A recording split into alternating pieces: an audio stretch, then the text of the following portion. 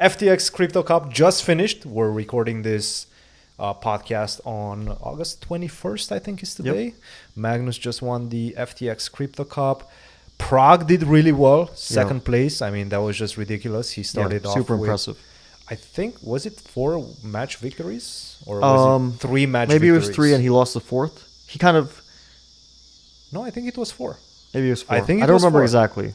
I think it was 4 and then he lost the 5th one. And did he lose a 6 as well? And then he beat Magnus in the last one? But this last one was really impressive because he was down in the match. And then he beats Magnus on demand and wins the tiebreak. That's like... To get second place. Yeah, it wasn't enough. Once they made but tie breaks, we already knew that Magnus is winning tournament by points. Yeah. But still, Praggnanandhaa was... But still, I mean, it's not just about first or second place, but to beat Magnus in a match, pretty impressive feat, and as a personal accomplishment for a young player is also great.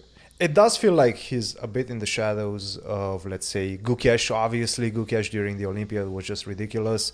Erigaisi also. It felt like Praggnanandhaa, I remember him maybe 4 or 5 years ago when he came at St. Louis Chess Club, one of those millennials events, I think it was called. And he was really making waves at that time. And then he slowed down a little bit, or at least it feels like he slowed down a little bit. He's right now 2650 along those lines. And then you have the guys like Gukesh right now, live rating 2730, I think a bit less because he just lost the last couple of rounds at the Turkish Super League. But still, there's a ridiculous amount of talent in India. The crop of players coming up from the new generation is just off the charts. Now, how do you see this race between Praggnanandhaa, Gukesh, Erigaisi, and so on? Who's going to take the cherry?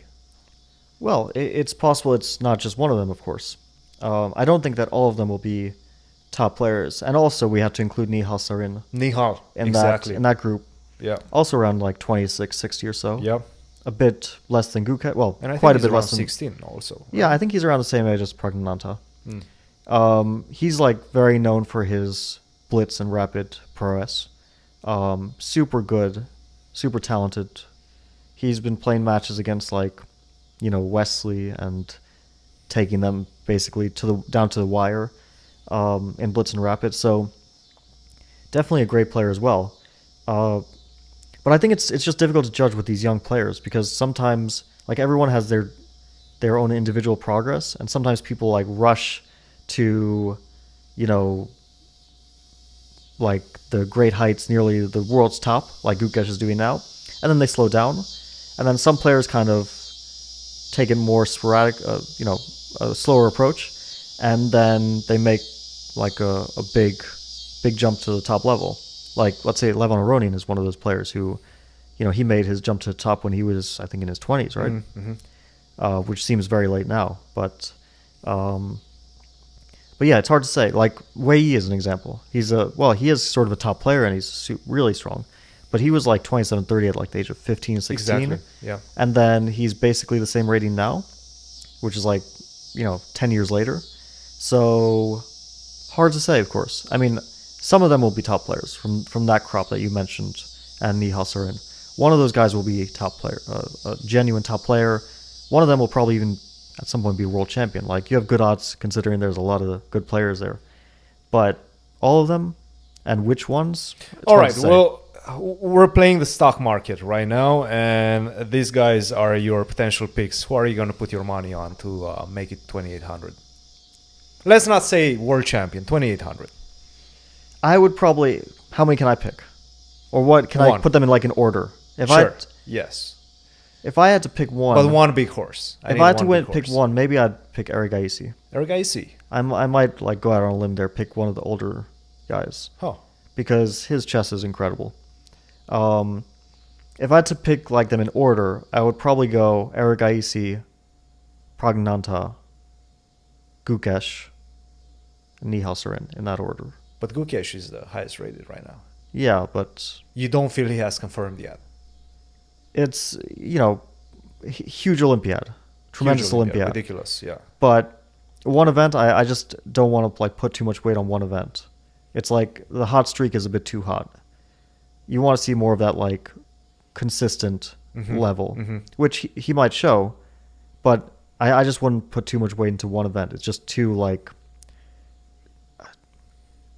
chess is too volatile. Mm-hmm. Things can always there's normal ups and downs, and with like Erigaisi, we've seen it already for like the last year. You know, he's shown his constant level, little incremental improvements.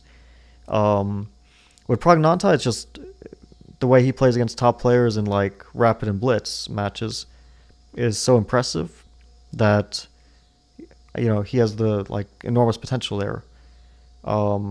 I think he recently said that he feels he's underrated in classical chess. Do you feel the same way? I don't know exactly his rating. Is it? It's hard to say as well.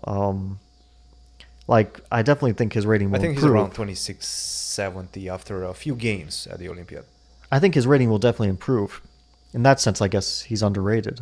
But I mean, what does that mean, underrated? Like I wouldn't say he's a top player, but he might be someday soon. You know.